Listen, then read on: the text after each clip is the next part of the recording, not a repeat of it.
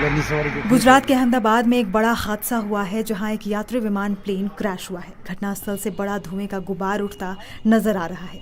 अहमदाबाद में जो यात्रियों से भरा हुआ प्लेन क्रैश हुआ है, सूत्रों के मुताबिक ये विमान लंदन जा रहा था।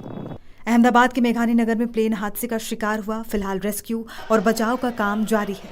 शहर में फायर ब्रिगेड और एम्बुलेंस के सायरनों की आवाज गूंज रही है। घायलों को अस्पताल पहुंचाया जा रहा है। सूत्रों के अनुसार अस्पतालों में 1200 बेड लगाए जा रहे हैं। बताया जा रहा है कि इस प्लेन में कई VVIPs भी शामिल हैं। हादसे की कुछ तस्वीरें सोशल मीडिया पर वायरल हैं जो दिल दहला देने वाली है। कोर्ट में प्लेन फटा गया